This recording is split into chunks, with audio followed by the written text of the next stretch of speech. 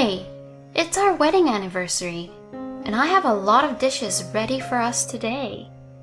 I told my husband that I would be waiting for him to cook for our 5th wedding anniversary, but he said he couldn't come home because he had to go on a business trip on short notice. Dishes? I don't care what you did. If you can't eat it alone, why don't you just throw it away in the garbage? The moment he told me to throw it away, I felt my love for my husband rapidly disappear. Okay, I'll just throw it away. Oh yeah, and my name is Lucy. I am 29 years old now, and I work in an office. I'm not good with socializing, and I don't have anyone at work that I'm close enough to go out in private. I live alone, have no boyfriend, and spend my holidays alone. I am often asked whether I am lonely without a boyfriend, but I enjoy my hobbies and have never felt lonely. My hobby is cooking, and I like to cook dishes from all over the world that I have never eaten before. I often go all the way to supermarkets in the next city that deals with imported foods to cook foreign dishes. I enjoy spending time alone, so I have never strongly thought about having a boyfriend. But sometimes, I wish I had a child. I imagine that it would be fun to cook and make sweets with my children. Still, I didn't try to expand my social connections and gave up on the idea that it would be impossible for me, who always spent my days going back and forth between work and home. Then there was a drinking party at work. The chairman of our company runs several companies, and it was a joint drinking party for all of them. I always attended these drinking parties, which I actually don't want to go, but I can't say no. And I kill time by sitting in the corner and having a few drinks while snacking on food, even though no one else is eating because they are busy talking and drinking. This time, however, there was a man who was actively talking to me. That man was Fred, who will become my husband. He talked to me a lot, and at first, I was a bit confused, but Fred did not force me to get closer to him and was kind and considerate. I immediately fell in love with him because I had little experience in love relationships. We then exchanged contact information. Fred confessed his feelings for me, and we started dating. 6 months later, he proposed to me.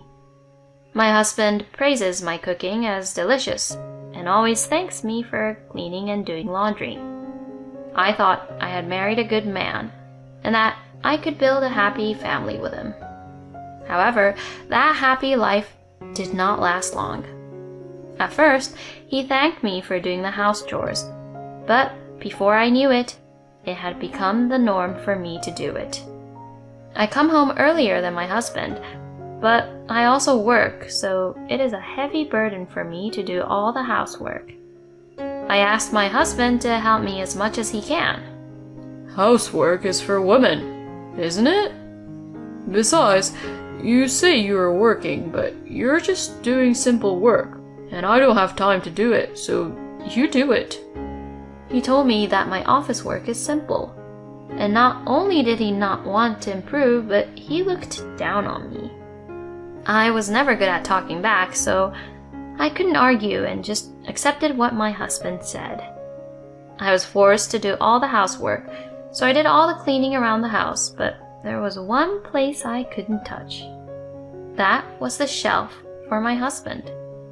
My husband is not good at cooking and organizing, and his shelves are always a mess. Since he can no longer fit things on the shelf, papers and things are piled up on the shelves. This pile of papers collapses once a week. I tried to clean this up once when I told my husband to do something about this.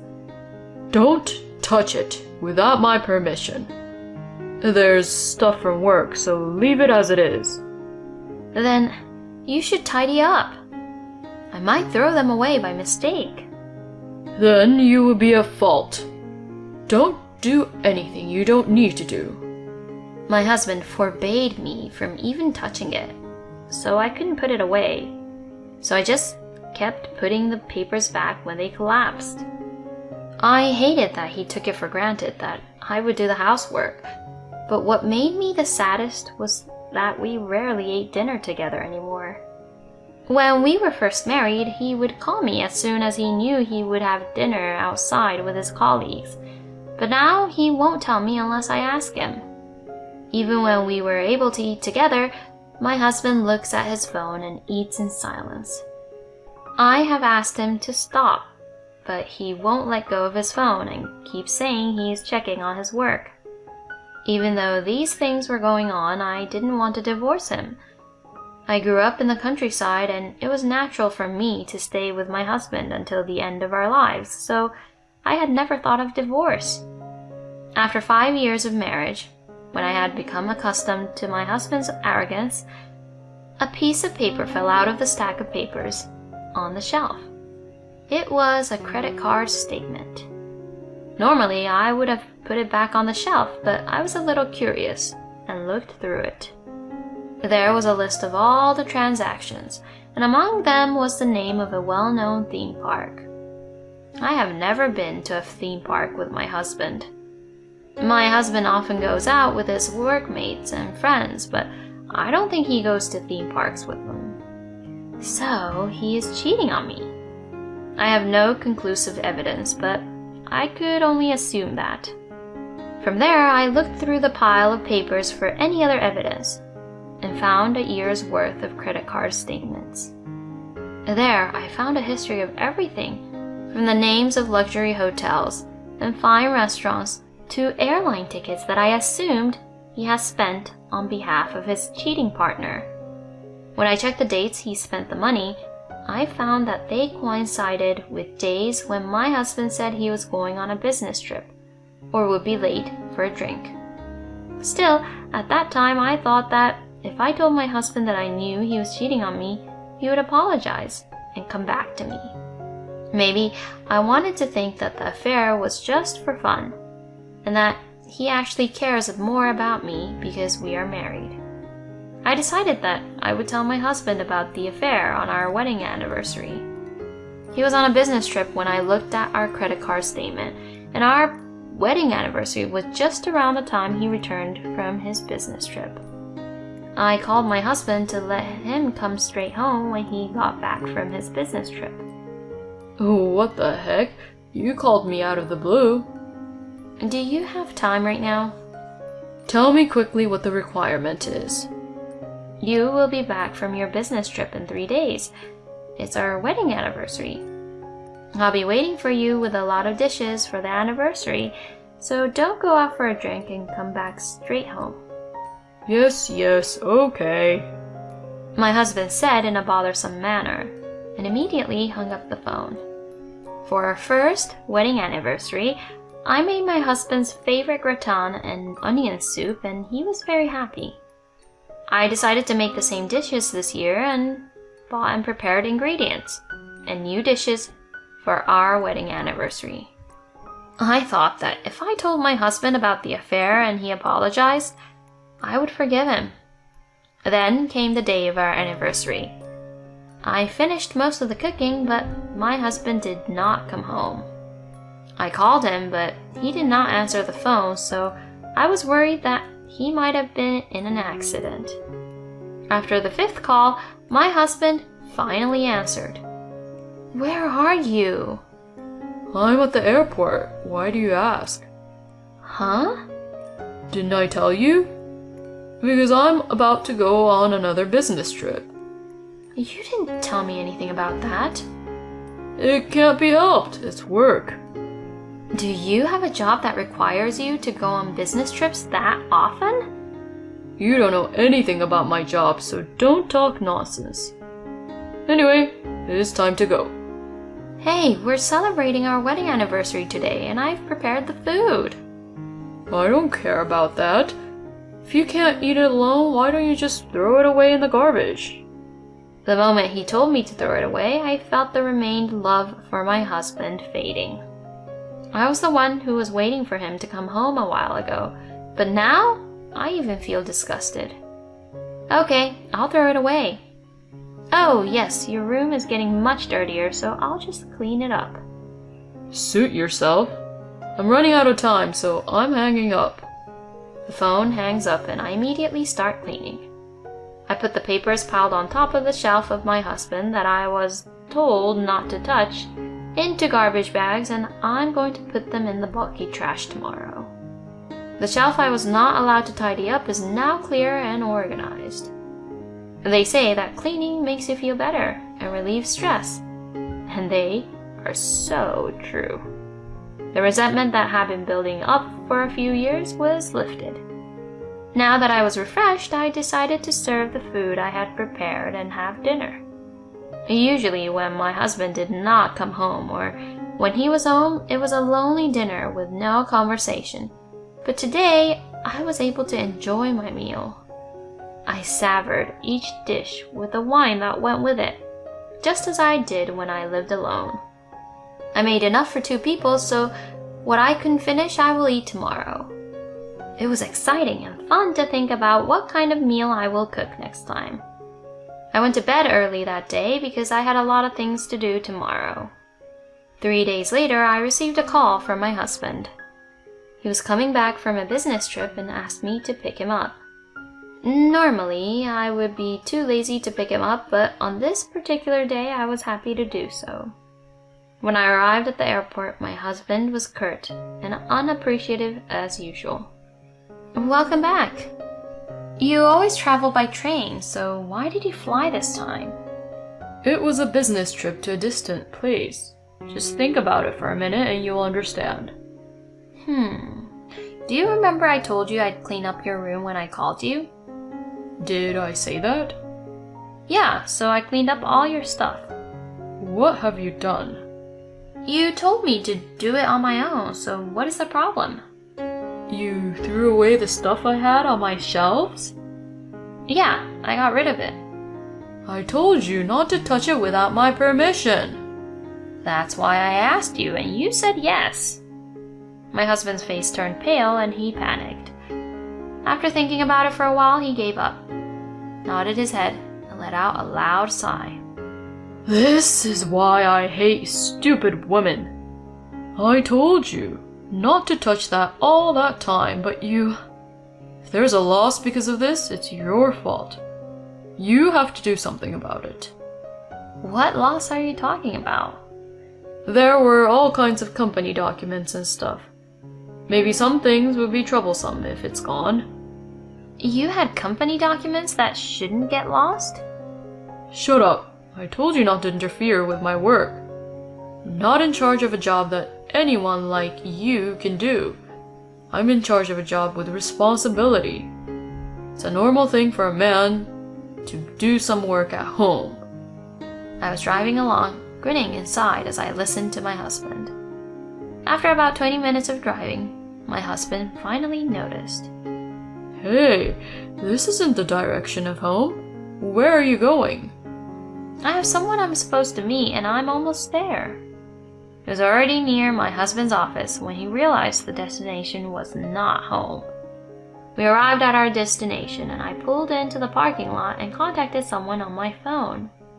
My husband must have thought he had nothing to do with it. He looked at his phone with a blank expression on his face. Mrs. Smith, my husband's boss, came to the parking lot. Thanks for your help, and I'm sorry to bother you. No, thank you for your cooperation as well. What do you want with Mrs. Smith? Mrs. Smith is a woman in her 30s, and she is the head of my husband's department. My husband doesn't like the fact that a woman not much older than him is the department head, and he often complained about Mrs. Smith at home. I heard that you were on a business trip. My husband seemed to be shocked and his eyes were shaking. It's strange, isn't it? You're on paid leave. I think I made a mistake in telling my wife. My husband was trying to cover it up with a goofy smile, even though he couldn't get away with it. Actually, Jenny from accounting also took paid leave on the exact same day. That's a coincidence. Not only this time, but for about 3 years, you and Jenny's paid vacation dates have coincided. You know that you can't put it away as a coincidence. Fred now knew that this is not a situation that can be dealt with by laughing. My husband was in a cold sweat, and his expression was serious. The problem is not only about your relationship with Jenny, but also about the information leak. You took company documents and data without permission. Your wife brought the items you took out to the company. I did not throw away my husband's things. I turned them over to the company. I had always wondered why my husband was taking company documents home with him. Some of the things were USB flash drives, so I brought all of them to the company because I knew that if I threw them away without permission, the company would be in trouble. Even if it was safe to take out, I would have it put on my husband's desk at work and not at home. When I asked his colleagues to look through 2 garbage bags worth of stuff, they found some documents that would make anyone at work pale in the face. And on top of that, the USB flash drive contained data that was not allowed to be taken out of the office. You know what you did, right? She did it on her own. I kept it at home properly, so I didn't leak any information. That's not the point. Anyway, the president and the chairman are both waiting for you in the conference room, so please, come right away. Why the president and the chairman? To decide on your punishment. While you two were on an affair trip to Guam, we were having a hard time here. How did you know we went to Guam? Jenny, the woman you were having an affair with, posted a bunch of pictures of Guam on social media, including a 2-shot of you. Damn that bitch. Thank you for your cooperation, ma'am. Thanks to you, you were able to catch him without letting him get away. No, I'm sorry for the inconvenience. My husband was caught by Mrs. Smith and took the elevator up. My husband was then disciplined. My husband said he took the documents and data out of the office to work at home. He thought he could just return them the next day, but they just piled up. He didn't know anymore where the documents came from and didn't know whether to return them or dispose of them, so he just kept them at home. I filed for alimony against my husband and the person with whom he had an affair. Jenny left the company because she was no longer able to work there, but I sent a certified letter to her home because I knew where she lived. We had no children and our marriage was short, so the alimony was small. However, Fred was not Jenny's only partner. She was also having an affair with a married man who was a business partner, who had a child and had been married for a long time. And because of the length of the affair, she was charged a large amount of alimony by her husband. Because of that, Jenny asked for a reduction of my alimony, and when I told her that if she objected, we would go to court, she immediately paid it. My husband tried to come back to me after he left me for his unfaithful partner, but I refused. I was getting ready to pack up my own stuff and leave. I wouldn't allow you to leave without my permission. He yelled at me and was very noisy, but I ignored him and proceeded with my preparations. When I finished packing my belongings and went out the door, my husband blocked the entrance. You're the cause why I was fired and I have no money. But you dare leave me? Why are you so heartless? You deserved everything from getting fired to being penniless. What are you saying now when you hate me enough to take a trip to Guam for our wedding anniversary with an adulterer? Can't you just let me go? If you don't let me go, I'll call the police. My husband reluctantly got out of the way. My husband was swearing until I got into the car. It was hilarious because my husband's swearing, which used to scare me, now sounded like a sore loser. After that, my husband's alimony of $20,000 was transferred to me in one lump sum. On the phone at the end, he was like, I'll give you such a small amount of money, and I don't like women who are greedy for money, so I'm glad we got divorced. I know a bitch like you will be single for the rest of your life, so don't ask me if I want to come back to you. It's too much trouble." He says so, but for my husband now, $20,000 must be a lot of money. In fact, the pile of documents my husband had left behind also contained ATM statements from a consumer credit company. There were also credit card statements where he had spent over $5,000 in 1 month paying for his unfaithful partner, so he must have been in debt because he had no money. Knowing that he was in debt, I thought he might not pay the alimony, but I am glad that he easily transferred the full amount. Since he is such a slacker, it seems like he is behind on his debt. I blocked all contact with my husband because it would be troublesome if he didn't pay his debts and had to rely on me. I am now an assistant at a cooking school. I quit my job after my divorce and moved far away. I used to think my cooking was a hobby and not at the level of a job. However, I got married and learned that I tend to give up because of various stereotypes. In order to break out of my shell, I decided to do my favorite cooking for my job. And I have a cat while living alone. I was told that having a pet would prevent one from being married, and I assumed the same thing. But I found out that such thinking was only hindering my challenge. I welcomed a shelter cat. And now I am addicted to cooking for cats, as well as for people.